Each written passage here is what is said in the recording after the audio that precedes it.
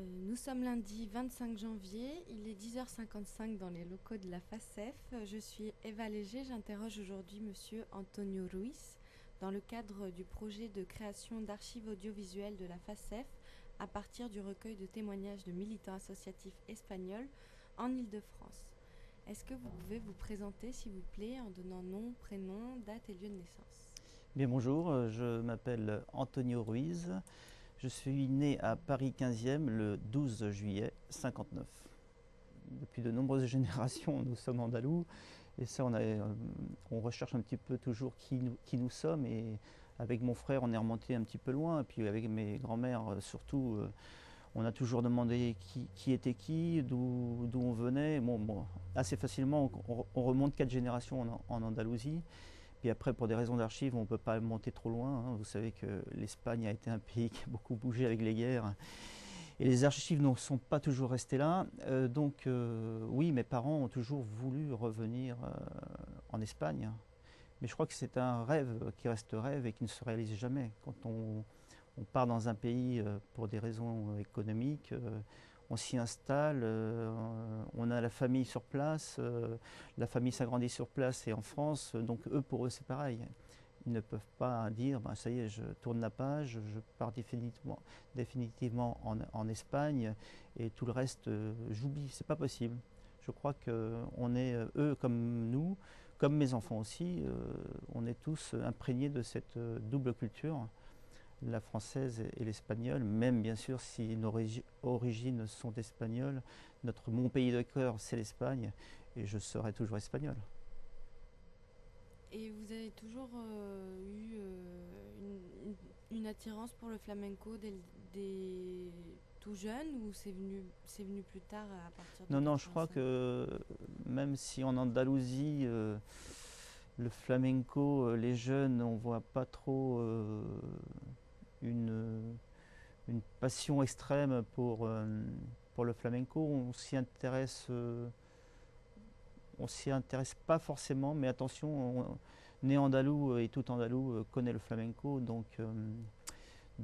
oui. Alors moi, j'ai toujours aimé le chant flamenco, j'ai toujours aimé.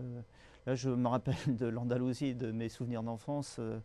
Dans la rue, ça chantait tard le soir, entre amis, on est imprégné dès le plus jeune âge de cet art et du chant essentiellement, puisque c'est de là qu'est venu le flamenco.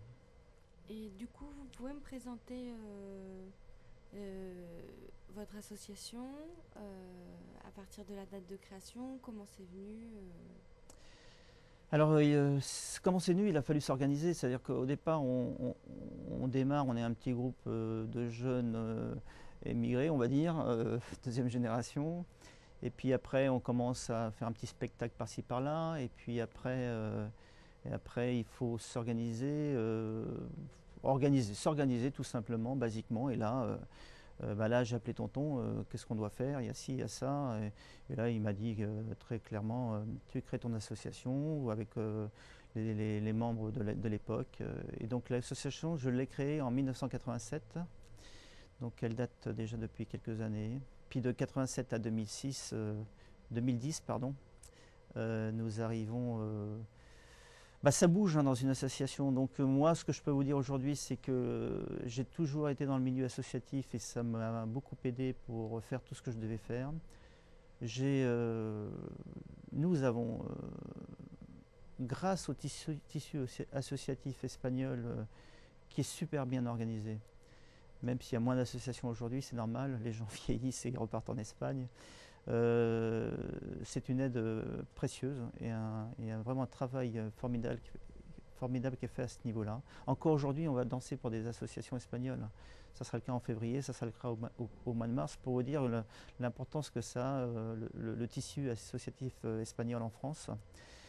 Donc voilà, c'est comment je suis arrivé à cette association, comment nous sommes arrivés à cette association. C'est pour s'organiser et pour pouvoir faire ce qu'on avait envie de faire dans des bonnes conditions. La danse est là, le groupe est là, mais après on a besoin de moyens, après on a besoin de bouger, on a besoin de faire des réunions. Et voilà, ça nous amène à créer une association qui vit avec des hauts et des bas. Et voilà, puis ça fait 25 ans que ça dure. Mais au départ, effectivement, c'était un groupe et une association.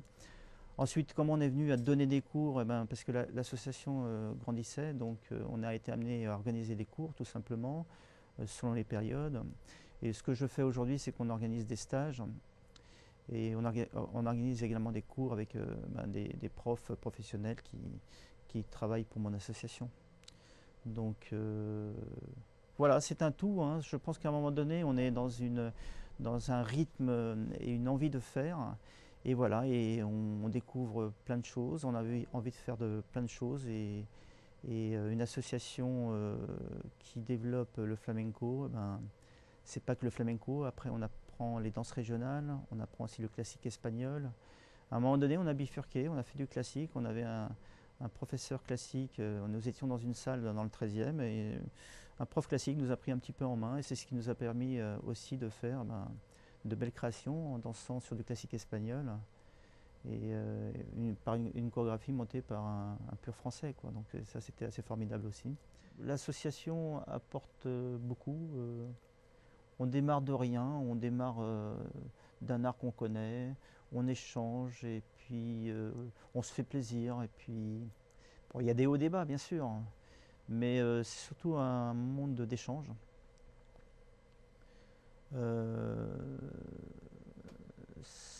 Puis on